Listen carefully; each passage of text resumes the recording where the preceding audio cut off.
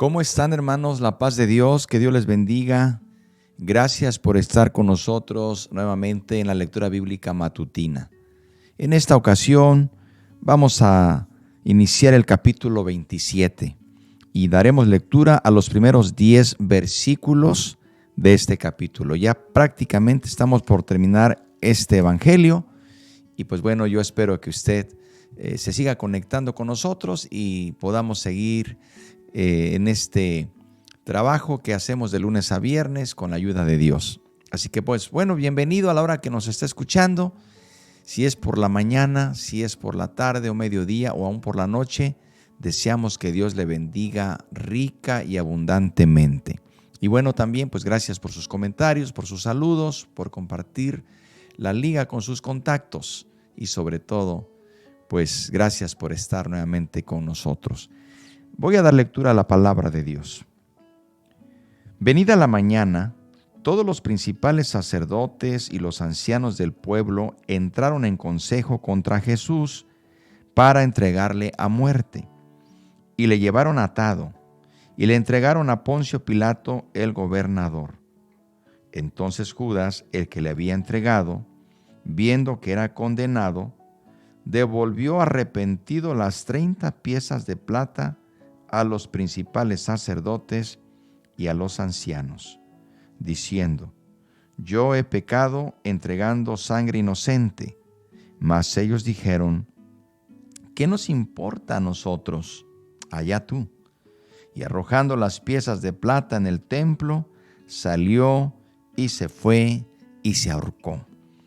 Los principales sacerdotes, tomando las piezas de plata, dijeron: no es lícito echarlas en el tesoro de las ofrendas, porque es precio de sangre. Y después de consultar, compraron con ellas el campo del alfarero para sepultura de los extranjeros, por lo cual aquel campo se llama hasta el día de hoy campo de sangre. Así se cumplió lo dicho por el profeta Jeremías cuando dijo: y tomaron las 30 piezas de plata, precio del apreciado, según precio puesto por los hijos de Israel, y las dieron para el campo del alfarero, como me ordenó el Señor. Amén. Hasta aquí terminan estos versículos, hermanos, y pues aquí podemos ver el final de Judas. Nos enseña la palabra de Dios cómo terminó este hombre que tuvo la bendición, la oportunidad de ser un apóstol. Y pues nos damos cuenta que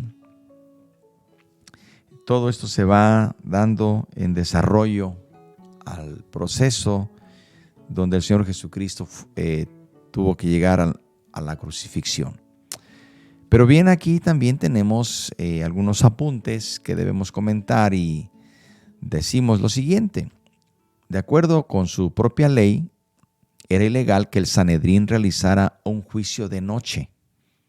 Así que a la primera señal del amanecer, se reunieron en sesión formal para confirmar el veredicto al que habían llegado la noche anterior.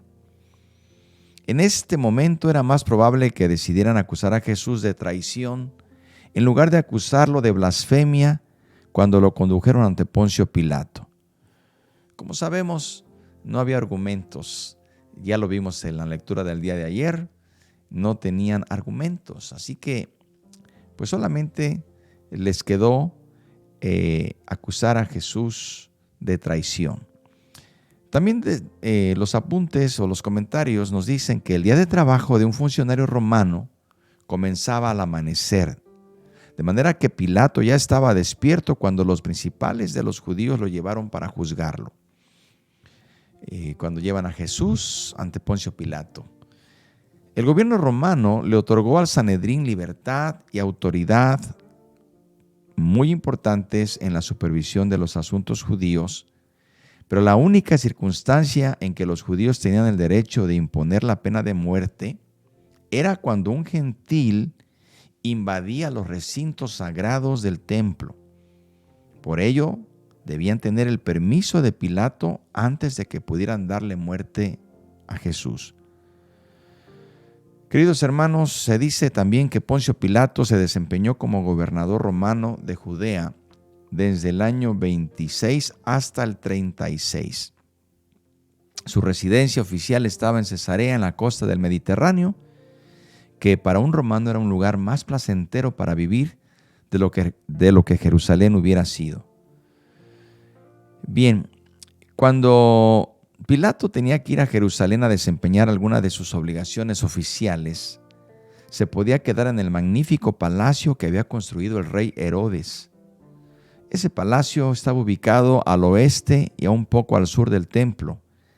Era el lugar conocido como Pretorio, donde se llevó a cabo el juicio romano de Jesús. Por eso escuchamos ese término, Pretorio. Cuando terminó y se formalizó el veredicto del Sanedrín, nos dice la Escritura que Judas comenzó a darse cuenta de lo que había hecho.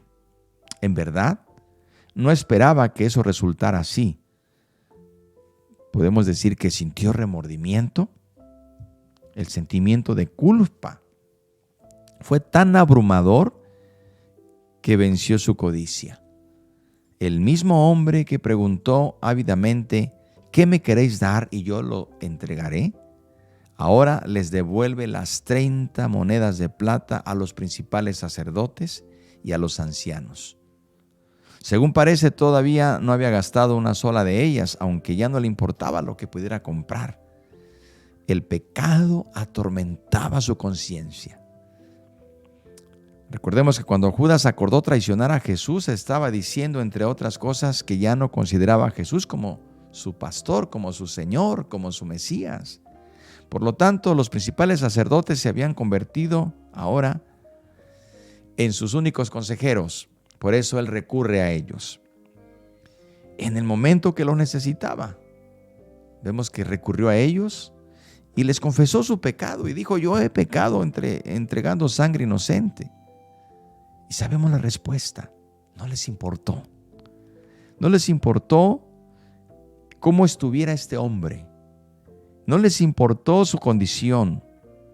Simplemente le dijeron, ¿qué nos importa a nosotros? No nos importa. Eso, hermanos y amigos, nos damos cuenta cuál es el final de todos aquellos que se apartan del camino del Señor. El pecado cobra la factura muy alta. Y aquellos o aquel que dice en el momento y seduce a las personas a pecar, cuando ya pecan, le dicen, no me importa cómo estés, no me importa tu vida, allá tú.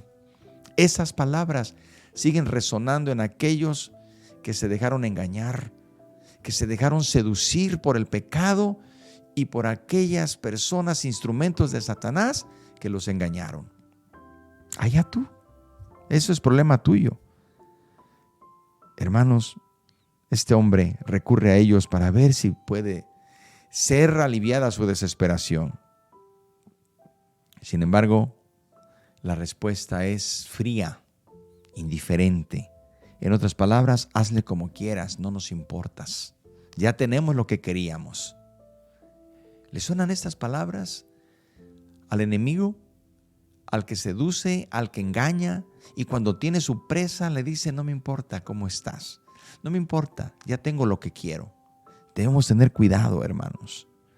Debemos tener cuidado porque el pecado cobra la factura muy cara y la cobra altísima.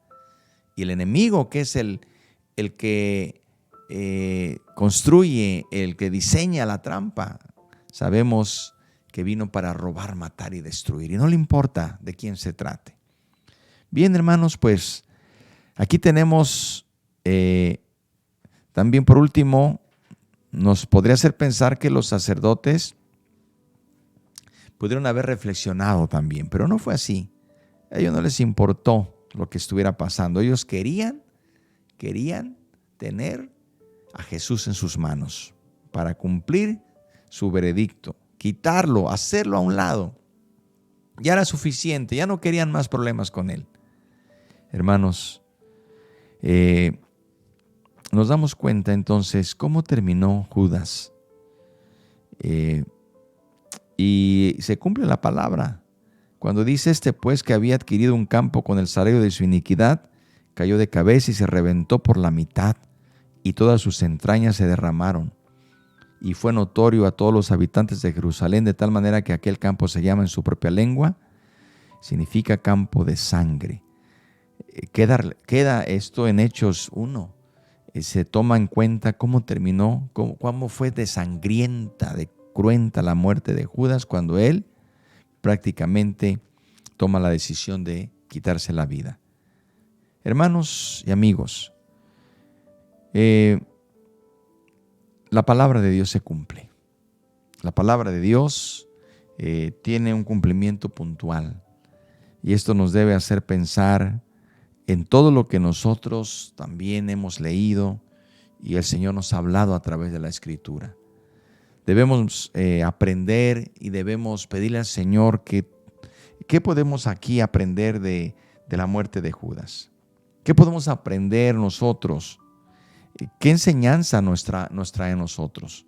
Recordemos que Judas tuvo la oportunidad de arrepentirse, pero cuando se dejó entregar en su pecado, se dejó entregar en su maldad, hermanos y amigos, las consecuencias son terribles. Bien lo dice la Escritura, la paga del pecado es muerte. Debemos tener cuidado con eso. Judas pensó que era algo menor, diseñó otro pensamiento, otro panorama, pero este fue su final.